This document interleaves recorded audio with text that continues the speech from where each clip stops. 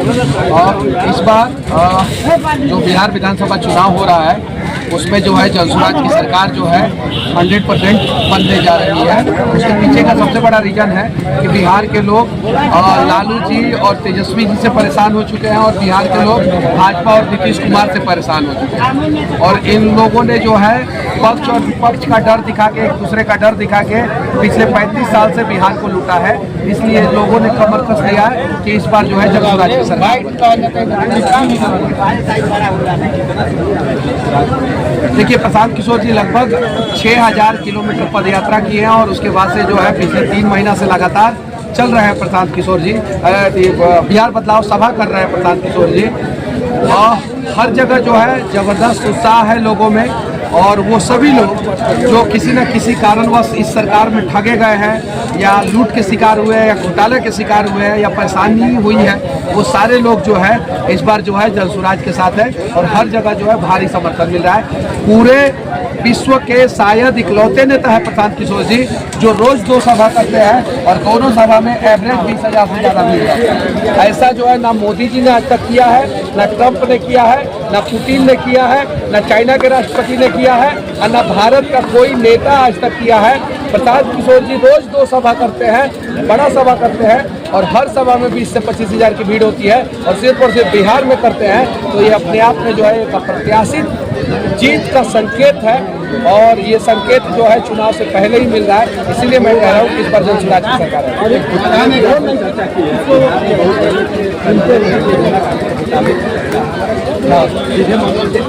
देखिए, 71,000 करोड़ का घोटाला जो है अब तक के बिहार के इतिहास में सबसे बड़ा घोटाला हुआ है। इसके पहले जो घोटाला हुआ था वो 950 करोड़ का घोटाला हुआ था। वो 950 करोड़ का 75 गुना, लगभग 75 गुना बड़ा घोटाला हुआ है 71,000 करोड़ का।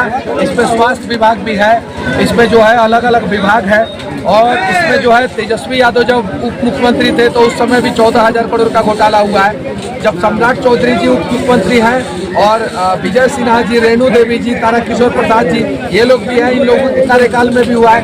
और मुख्यमंत्री तो उस समय भी नीतीश जी थे, आज भी नीतीश जी हैं। तो 71,000 करोड़ का जो घोटाला हुआ है उससे पूरे बिहार को बाढ़ से बचाया जा सकता था, उससे पूरे बिहार का आधा पलायन रोका जा सकता था, उससे पूरे बिहार का में जो है नेतरहाट टाइप का स्कूल जो है हर एक ब्लॉक में खोला जा सकता था, हर एक जिला में जो है 2-2 मेडिकल कॉलेज खोले जा सकते थे। इतना बड़ा घोटाला हुआ है और इस घोटाला पे ना तेजस्वी बोल रहे हैं कुछ और ना बीजेपी वाले बोल रहे हैं कुछ। उसके पीछे का सबसे बड़ा रीजन है कि सब मिल के लूटे हैं बिहार को और विधानसभा में एक दूसरे के खिलाफ बोलते हैं जनता को दिखाने के लिए कि हम लड़ रहे हैं आपके लिए, जबकि ये लोग लड़ नहीं रहे। मंगल पांडे की पत्नी का फ्लैट दिल्ली में रहता है, बिहार का अलग अलग सांसद विधायकों का फ्लैट जो है मुंबई गुजरात में रहता है। तेजस्वी यादव का पिताजी का इलाज जो है सिंगापुर में होता है। तेजस्वी यादव का बेटा होता है, उसका ऑपरेशन जो है बंगाल में कोलकाता में होता है। पत्नी का कोलकाता के अस्पताल में जो है इलाज होता है। अब जरा बताइए बिहार के गरीब लोग जाएंगे कहाँ? नीतीश कुमार जी का आंख में दिक्कत हो जाता है तो नीतीश कुमार जी चले जाते हैं दिल्ली दिखाने, बिहार के लोग जाएंगे कहाँ? तो बिहार के लोग चाहते हैं शिक्षा में बदलाव हो, स्वास्थ्य में बदलाव हो, ब्लॉक और अंचल में जो करप्शन है उसको खत्म किया जाए, पुलिस जो बर्बरता पूर्वक जो है लाठीचार्ज कहीं भी कर रही है उसकी तानाशाही खत्म किया जाए और बिहार के युवाओं को बिहार में रोजगार दिया जाए। इसलिए बिहार के लोगों ने कमर कस लिया कि इस बार जो है बिहार में जनसुराज की सरकार बनेगी। हाँ, आप ही लोगों का रिपोर्टिंग है, आप ही लोग बगहा के लोकल जितने भी पत्रकार हैं उन लोगों ने शायद से सोशल मीडिया पे डाला था कि 2 महिला का पैर टूटा है और 2 पुरुष का हाथ टूटा है यूरिया के लिए। अब एक यूरिया में एक विधानसभा में 4-4, 5-5 आदमी मिल के जो है एक सीजन में 25 करोड़ से ज्यादा कमाते हैं। कितना करोड़ से ज्यादा? 25 करोड़ से ज्यादा एक सीजन में।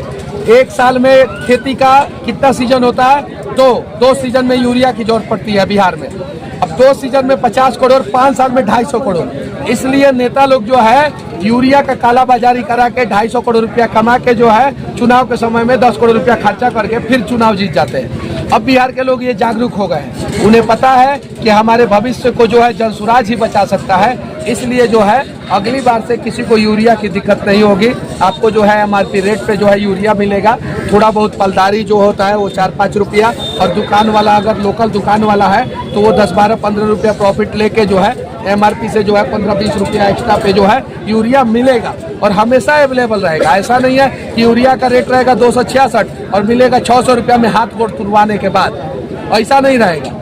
हमारी सरकार आएगी तो यूरिया जो है अवेलेबल रहेगा। हालांकि यूरिया अभी भी है, यहाँ के नेता लोग कह रहे हैं कि जितना यूरिया बिहार में चाहिए उससे सरप्लस यूरिया है। आपको नहीं भरोसा है तो बिहार के सबसे बड़े यूरिया सप्लायर का स्टेटमेंट आप मीडिया में जाके सुन सकते हैं। अब कौन है वो आप लोगों को पता है, पूरे बिहार का सबसे बड़ा, अपने चंपारण में ही बैठे हैं, पश्चिमी चंपारण में ही बैठे हैं। उनका स्टेटमेंट सुनिए कि यूरिया सरप्लस है, जितना किसान को यूरिया चाहिए उससे ज़्यादा यूरिया है। तो फिर यूरिया जा कहाँ रहा है? यूरिया कहीं नहीं तो कहीं कालाबाजारी के तहत जो है नेपाल चला जा रहा है, दूसरे जगह चला जा रहा है और बिहार के किसानों को यूरिया नहीं मिल रहा है। आप कह रहे हैं खरमास के बाद ये तो क्या खरमास से पहले बोले हैं? खरमास से पहले हाँ, आपकी तरफ खरमास से पहले जो है जलसुराज की सरकार बन जाएगी। तो उसके बाद जो आपने आंकड़ा दिया है कि 7100 करोड़ की जो घोटाला हुआ है, 71,000 करोड़, 72,000 करोड़ की जो घोटाला हुआ है, उस पर क्या कार्रवाई? उस पर जाँच बिठाया जाएगा, उस पर CBI जाँच की मांग की जाएगी,